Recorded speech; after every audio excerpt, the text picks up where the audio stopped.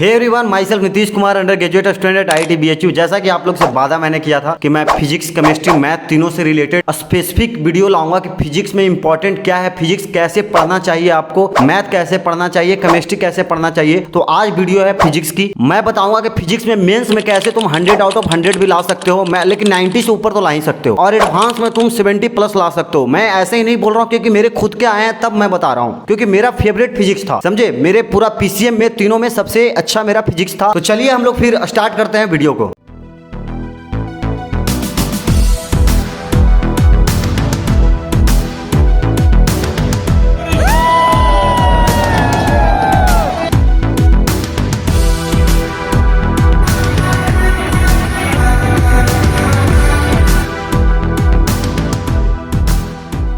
देखो यार, मैं मानता हूं कि फिजिक्स में सबसे पहला बात यही मैं बोलूंगा कि टीचर मैटर करता है जो एडवांस लेवल की कंटेंट आपको बता रहा है। समझा, ऐसा नहीं कि आप शुरू से ही मेंस लेवल पे लगे हुए हैं। देखो यार, मेंस तो दो बंदे होंगे यहाँ पे, जो मेंस स्पेसिफिक होंगे और एडवांस स्पेसिफिक होंगे। समझा, तो मैं तो बोलता हूँ सब लोग को कि एडवांस, देखो मेंस वालों को भी मैं यही बोलूंगा कि एडवांस लेवल का क्वेश्चन सोल्व करो, तभी तुमसे मेंस लेवल का क्वेश्चन सोल्व होगा। और टीचर बहुत मैटर करता है कि वो तुम्हें किस लेवल का सवाल करा रहा है, तुम टीचर कैसे पकड़े हो। ऐसा नहीं कि वो एडवांस लेवल का कंटेंट करा रहे हैं कि नहीं, मेंस लेवल का ही करा रहे हो, तुम भी कर रहे हो वो भी करा रहे हैं, दोनों खुश हो जा रहे हो। तो मैं मानता हूं कहीं ना कहीं कि एक अच्छा आप टीचर फॉलो कर रहे हो, एक टीचर को कि उनसे सीख रहे हो, उनका ही नोट्स, एक ही टीचर का नोट्स होना चाहिए। हर एक चैप्टर उन्हीं से पढ़िए। जो 11th अगर उनको फॉलो किया है तो 11th पूरा उनसे मैकेनिक्स होना चाहिए। 12th उनको फॉलो किया है तो 12th पूरा उनसे होना चाहिए। इलेक्ट्रोडायनेमिक जो भी हो गया, मैग्नेटिज्म जो भी भाटे, समझे, उन्हीं का नोट्स होना चाहिए। अब कहोगे कि भैया ऐसा क्यों हो गया? अगर तुम कहोगे कि भैया NLM किसी और टीचर से पढ़ लिया, सेंटर ऑफ मास किसी और टीचर से पढ़ लिया, RBD किसी और टीचर से पढ़ लिया, तो यार मैं इसलिए बोल रहा हूं ना कि फिजिक्स में शुरू में तुम काइनेमेटिक्स पढ़े, रेक्टिलिनियर मोशन,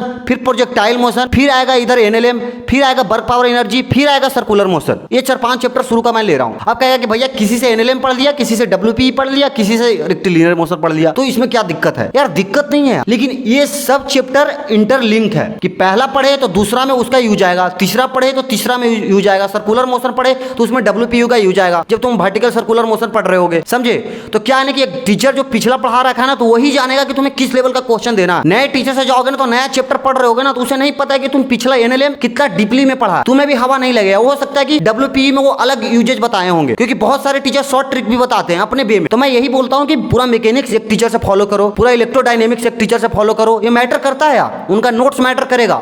जो ऐसा नहीं कि जो अच्छे क्वेश्चन कराते हो नोट्स में, क्योंकि बाद में तुम बुक नहीं रिवीजन कर रहे होगे, लास्ट में एग्जाम के समय नोट्स से रिवीजन कर रहे होगे। और जब नोट्स रिवीजन कर रहे होगे ना, तो नोट्स में अच्छे अच्छे क्वेश्चन होंगे ना, तो वहीं पे तेरे दिमाग खोल देगा। मैंने पूरा थ्रू आउट द जो भी मेरा जेई जर्नी था, उसमें मैं फिजिक्स का नोट्स ही देखता था, फिजिक्स का नोट्स देखता था, क्वेश्चन लगाता था। तो मैं इसलिए बोलता हूं कि नोट्स मैटर करता है, और टीचर जो आप फॉलो कर रहे हैं कि अच्छे टीचर को फॉलो करिए जो एडवांस लेवल का कंटेंट दे रहे हैं। मैं बार बार यही बोल रहा हूं। और देखो यार, बात यह है कि जब भी कोई टीचर को फॉलो कर रहे हो तो क्या टीचर तुमको घोर के नहीं पिलाएगा। समझे, कोई भी टीचर हो, सब टीचर लगभग सेम ही पढ़ाते हैं, सब लोग टीचर को दोस्त दे रहे होते हैं। ये माइंडसेट को सबसे पहले हम लोग बदलें। मैं मानता हूं कि जेई नीट के जर्नी में मेन बंदा होता है यार, वो कितना मेहनत कर रहा हो, कितना कंसिस्टेंट है, वो कितना लॉयल है, कितना तुम इंटरेस्ट ले रहे हो। फिजिक्स बहुत इंटरेस्टिंग चैप्टर है, उसमें तुम्हें मैटर करता है कि कोई भी डेरिवेशन है ना, तुम कितना डीपली समझ रहे हो। कोई बंदे फार्मूला रटते हैं, तो फार्मूला रटोगे ना तो फार्मूला टाइप वाले ही क्वेश्चन सोल्व होंगे, वो 1-2 ही होते हैं। और तुम डीपली में डेरिवेशन समझ रहे हो ना, तो मजा भी आएगा, फिजिक्स पढ़ने का मन भी करेगा। विश्वास कर मेरे पे, फिजिक्स बहुत मजेदार सब्जेक्ट है। तो फिजिक्स में सबसे इंपॉर्टेंट है कि आप कॉन्सेप्ट कितना तगड़ा ले रहे हैं। और कॉन्सेप्ट आप ऊपर ऊपर से ले लिए तो आपसे क्वेश्चन नहीं हिलेगा, जो हल्का सा अच्छे मॉडरेट क्वेश्चन भी नहीं हिलेंगे आपसे, तब तो दूर की बात है। इजी जो फार्मूला बेस होगा यही F बराबर ma, P बराबर mv,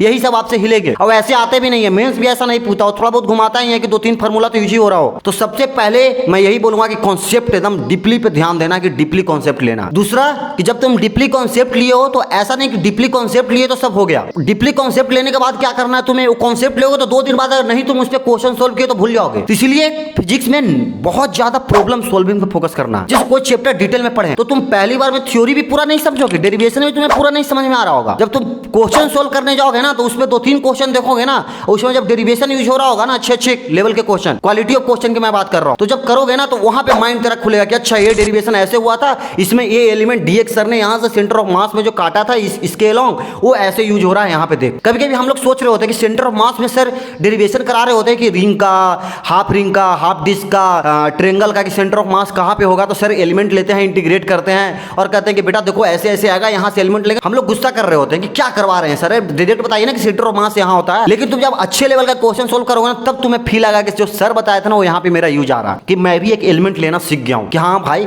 एक्स के लॉन्ग जाके डीएक्स बीट का एक एलिमेंट काटा जाता है, फिर यहाँ से यहाँ इंटीग्रेट करना है हमें, तब हमको इसका सेंटर ऑफ मास मिलेगा। तो एडवांस ऐसा ही पूछता है, आपको ये नहीं देगा कि सर ने जो क्लास नोट्स में कराया है ना वो नहीं आते हैं। एडवांस कभी रिपीट क्वेश्चन नहीं करता है, बस हाँ कॉन्सेप्ट जो वही है ना वो ऐसा लेवल का तुम सीख जाओगे ना तो तुम फाइट मारना सीख जाओगे, और जब तुम फाइट मारना सीख गए ना तो क्वेश्चन ऑटोमेटिक सोल्व हो जाएगा। एक अंदर से तुम क्वेश्चन फिजिक्स ऐसा मैं मानता हूं ना यार कि क्वेश्चन पढ़ते ही पता चल जाता है कि मेरे से बनेगा कि नहीं बनेगा, मतलब टू द पॉइंट है। इसमें बेझिझक तुम ड्रॉपर में हो तुम जान रहोगे क्या है सच्चाई। तो सबसे ज्यादा इसमें number of question daily at least कम से कम इससे 25 क्वेश्चन तो सोल्व किया कर फिजिक्स से। अब ऐसा नहीं कि इजी लेवल का कर रहे हैं, अच्छे लेवल का क्वेश्चन कर रहे हैं। मैं मानता हूं कि जैसे कि शुरू का तुम 2-3 चैप्टर, जैसे नया बच्चा कोई है कहेगा भैया मेरे लिए क्या सीन है, या पुराना बच्चा, दोनों का मैं बता रहा हूं। पुराना जो है तुम्हारा सब चीज अगर जो चैप्टर हो रखा है तो ट्राई करना मिसलिनियस सवाल सोल्व करने का, जिसमें सब इंटरलिंक है। कहा जाता है ना कि इसमें ईएमएफ में भी मैकेनिक्स का यूज होता है, तो ऐसे सवाल किया करो जिसमें 4-5 चैप्टर का कॉन्सेप्ट मिक्स है। और जो बच्चा नया है सपोर्टेड, तुम रेक्टिलिनियर पढ़े तो रेक्टिलिनियर का सवाल किया, अच्छा बात है। अगला तुम प्रोजेक्टाइल हो रहे हो तो ऐसे सवाल पे भी टूटो, प्रोजेक्टाइल का करो, बस ऐसा मिसलिनियस कुछ 20 सवाल लगाया करो तुम कि जो काइनेमेटिक रेक्टिलिनियर दोनों का यूज हो रहा हो। समझे मैं बोल रहा हूं? जैसे डब्ल्यूपी सीख गए, डब्ल्यूपी तक तो पूरा पीछे का पांचों में से कुछ ऐसे 5 सवाल लगाया करो कि पीछे 5 चैप्टर का उसमें क्वेश्चन मिक्स हो रहा है, तब तुम्हारे 5 क्वेश्चन का पूरा जितना थ्योरी है तुम्हारा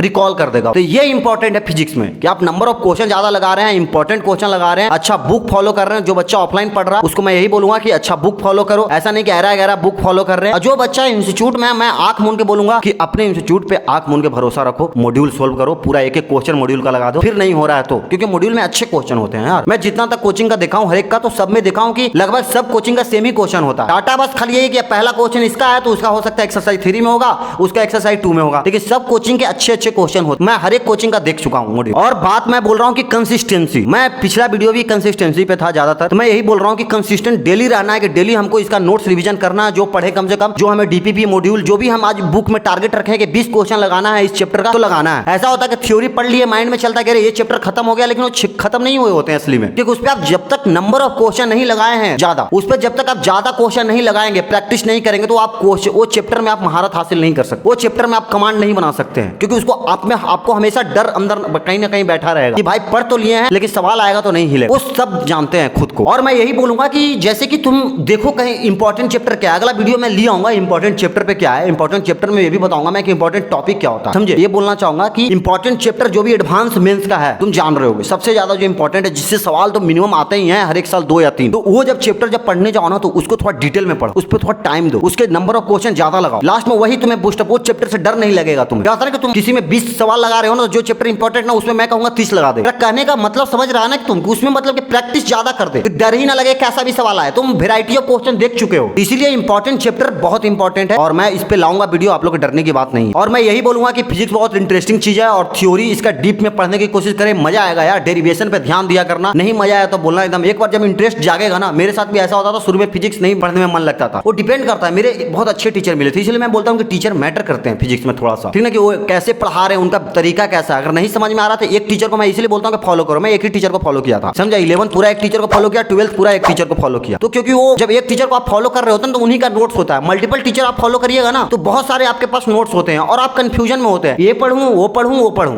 आप कोई नहीं कर पाते हैं, कंफ्यूजन में रहते हैं। आपके पास नोट्स बहुत सारा है लेकिन आप पढ़ एक भी नहीं रहे। इसलिए मैं बोलता हूं कि एक ही चीज पढ़ो, बहुत अच्छे से पढ़ो। फिजिक्स में बस मैटर करता है कि आप डेरिवेशन कितना डीपली समझ रहे हैं, कॉन्सेप्ट कितना डीपली समझ रहे हैं, क्योंकि एडवांस थोड़ा सा ही घुमाता है। फार्मूला आपको नहीं देगा, लास्ट फार्मूला में कुछ जो यूजेज होंगे वहीं पे पलट देगा, कुछ बोल देगा कि हाँ भाई यहाँ पे ये चीज है, तुम वो फार्मूला लगा दोगे गलत हो जाएगा, क्योंकि हल्का सा वो चेंज कर रखा है। डेरिवेशन से जाओगे तभी वो हो पाए। नेक्स्ट पॉइंट मैं बोलूँगा, अगर तुम्हें फिजिक्स अच्छे से करना है तो फिजिक्स में थोड़ा बहुत इंटरेस्ट डेवलप करना होगा, थोड़ा थिंकिंग लाना पड़ेगा, डीप थिंकिंग टाइप से। थोड़ा किसी टॉपिक के ऊपर तुम ज़्यादा सोच रहे हो, उस पर थोड़ा रिसर्च भी करो, उस पर थोड़ा चीज़ एक्स्ट्रा सीख सकते हो तुम, तो ज़्यादा इंपॉर्टेंट हो जाएगा, वो तुम्हें समझने में आसानी होगी और मज़ा भी आने लगेगा धीरे धीरे फिजिक्स पढ़ने में, क्योंकि फिजिक्स पढ़ने में मज़ा भी आता है भाई। जैसे मैकेनिक्स पढ़ रहे हैं, स्टार्टिंग में मज़ा आता है मैकेनिक्स में, पर जैसे जैसे तुम्हारा मैकेनिक्स खत्म हो जाएगा तो बहुत ज़्यादा टफ लगता है मैकेनिक्स। ऐसे ही इलेक्ट्रोडायनेमिक्स जब पढ़ रहे हैं तो इलेक्ट्रोडायनेमिक्स पढ़ने में भी स्टार्टिंग में मज़ा आता है। इलेक्ट्रोडायनेमिक्स थोड़ा बेसिकली मैकेनिक्स से ईजी पड़ जाता है, क्योंकि मैकेनिक्स में ज़्यादा डेरिवेशन है, ज़्यादा मतलब ये इंटीग्रेशन टाइप के क्वेश्चन मैकेनिक्स से ज़्यादा पूछते हैं, मिक्स कंसेप्ट ज़्यादा आता है। और इलेक्ट्रोडायनेमिक्स में बेसिक जो उसका टॉपिक से रिलेटेड है, इंडिविजुअल टॉपिक वाइज क्वेश्चन आता है कि अगर कोई टॉपिक है, मोशनल ईएमएफ है तो मोशनल ईएमएफ से क्वेश्चन आएगा, मैग्नेटिक फील्ड का है मैग्नेटिक फील्ड से क्वेश्चन आएगा। पर जब मैकेनिक्स में क्वेश्चन आता है ना, ऐसा नहीं रहता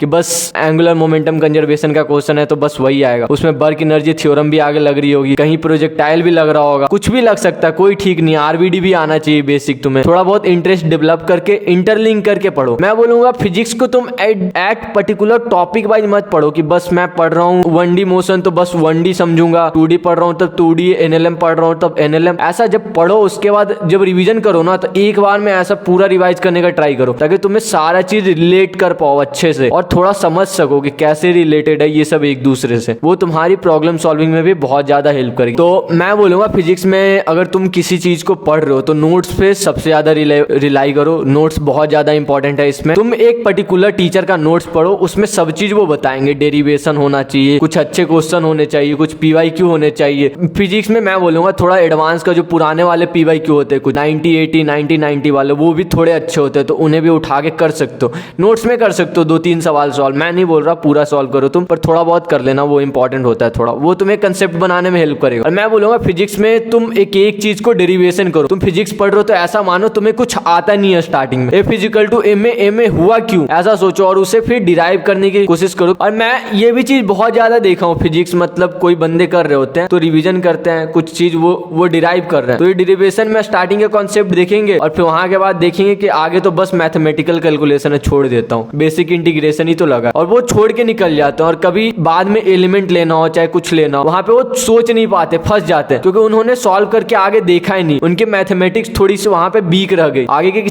थिंकिंग डेवलप नहीं हो पाई। मैं मानता हूं कि अगर तुम फिजिक्स कर रहे हो तो पूरा मतलब बेसिक से करो, उसमें तुम्हारी थोड़ी इंटीग्रेशन भी सही होगी जो कि मैथ में भी काम देगा और यहाँ पे भी काम देगा, ये भी रिवाइज होगा तुम्हारे अच्छे से, कहीं फंसोगे नहीं। कुछ भी एलिमेंट लेना हो चाहे कुछ डेरिवेशन करना हो चाहे कुछ अच्छे लेवल के सवाल जहां भी देखोगे ना एडवांस, वहां ऐसा यूज पड़ता ही पड़ता है। एलिमेंट लेना तुम्हारा पड़ गया तो इन सब चीजों पे भी ध्यान दो। मैं बोलूंगा अगर तुम किसी चीज को रिवीजन कर रहे हो तो रिवीजन में डेरिवेशन सबसे ज्यादा करना और डेरिवेशन में लास्ट तक एकदम लिख के लाना है आंसर कि ये अब डिराइव हुआ है मेरा। तुम्हें फिजिक्स में मैं बोलूंगा एक SC वर्मा सर की किताब होती है, बहुत अच्छा होती है, उसमें थ्योरी भी बहुत अच्छी दी हुई है और कुछ सवाल भी होते हैं उनके अच्छे, और उनके जो सॉल्व एग्जाम्पल होता है ना उसमें कैलकुलेशन अच्छी होती है। तुम अगर कैलकुलेशन में वीक होता है तुम्हारा तो उसके सॉल्व एग्जाम्पल उठा के कर सकते हो और थोड़े बहुत कंसेप्ट के लिए उनके पीछे के भी सवाल लगा सकते हो। उनके ऑब्जेक्टिव टाइप से भी सवाल होते हैं, उसमें भी थोड़ा अच्छे होते हैं थिंकिंग डेवलप करने के लिए, थ्योरेटिकली स्ट्रॉन्ग बनाने के लिए वो तुम्हारे लिए अच्छे होते हैं, तो उसे भी कर सकते हो। और मैं बोलूंगा आजकल तुम देख रहे हो JEE मेंस के इतने पेपर हो रहे हैं, JEE एडवांस के पेपर हो रहे हैं, तो तुम ज्यादा बुक पे क्यों जा रहे हो अभी। मैं बोलूंगा तुम ज्यादा PYQ पे जा सकते हो। JEE मेंस के इतने पेपर हो गए, हर एक साल इतने सारे शिफ्ट होते हैं, तुम उन्हें उठा के सॉल्व करो। कोई चैप्टर खत्म हो गया तो उसका, फिर JEE एडवांस पे जाओ उसके सॉल्व करो, ये सब हो गया तो तुम टेस्ट पे जाओ उस पे सॉल्व करो। ऐसे करके सॉल्व करो क्वेश्चन, सॉल्व करने से मत डर। और मैं बोलूंगा फिजिक्स में प्रॉब्लम सॉल्विंग अगर तुम कर रहे हो तो पूरा मैकेनिक्स का एक साथ मिक्स क्वेश्चन करना, मल्टीपल चॉइस टाइप, और इलेक्ट्रोडायनेमिक्स कर रहे हो तो पूरा इलेक्ट्रोडायनेमिक्स का मिक्स करना। वैसे ही थर्मो कर रहे हो तो थर्मो का पूरा मिक्स करना, मतलब मिक्स करके करना है। एक टॉपिक उठा के सॉल्व मत करना फिजिक्स में कि एक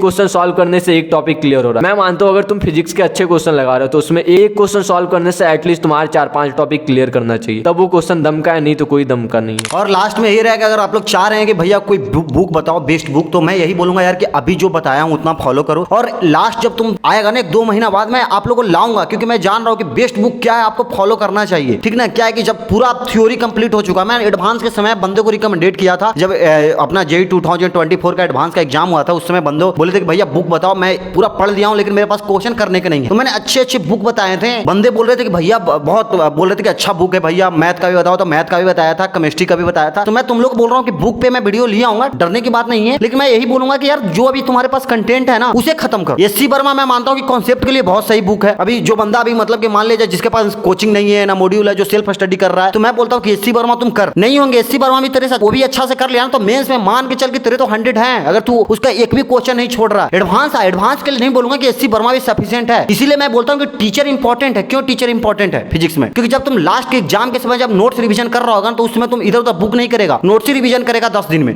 तो जब नोट्स में तुम्हारे अच्छे क्वेश्चन होंगे ना तो रिवीजन तुम कर रहा होगा ना, तो तुम्हारा उसी समय तुम्हारा अच्छे क्वेश्चन का रिकॉल हो जाए सब कॉन्सेप्ट के साथ। इसीलिए मैं बोलता हूँ कि नोट्स बहुत फिजिक्स में इंपॉर्टेंट है। आप नोट्स बनाइए, कोई टीचर अच्छा को फॉलो करिए जो एडवांस लेवल का पढ़ाता है। ये बच्चा मत डरो कि भैया आप एडवांस का बोल रहे हो, तो भाई जो सोचता है ना कि एडवांस करने से मेंस नहीं होगा, बहुत ऐसे बंदों का माइंड में थाउट रहता है, ये गलत सोच है तेरी। मैं अपना दोस्त को देखा हूं बहुत सारे को कि जो मेंस किए हैं उनसे दोनों नहीं हुआ है, लेकिन एडवांस किए वो दोनों क्रैक किए हैं अच्छे रैंक से। तो शुरू से ही मैं बोलूंगा एडवांस पे ओरिएंटेड रहना है और डरना नहीं है कि भाई कि कोई टीचर बहुत टफ क्वेश्चन कर रहे होते ना, डर रहे होते हो तो डरना नहीं है, समझने की कोशिश करो, समझा। शुरू से अभी बहुत टाइम है यार, 8-9 महीना है, अभी से क्यों डरना, लास्ट में ये सब देखा जाता है। अभी से जितना तुम एफर्ट मार सकते हो मारो। अब बाकी कोई भी दिक्कत हो तुम हमें कमेंट करो, ठीक है। मिलते हैं हम लोग अगले वीडियो में। केमिस्ट्री या मैथ से रिलेटेड कोई वीडियो होगा कि किस पे आपको वो कैसे पढ़ना चाहिए। उसके बाद हम लोग लाऊंगा बेटे जो चैप्टर होते हैं ना, उसके बेटे टॉपिक किस से तो सवाल आते ही हैं प्रूफ के साथ कितने हैं। जैसे कि हम लोग जानते हैं कि इलेक्ट्रोस्टैटिक्स में जो सॉलिड कोन होता है, जो नहीं होता Q/2ε1 - cos थीटा, जो नंबर ऑफ फ्लक्स हैं जो पास हो रहे होते हैं एक सॉलिड कोन से।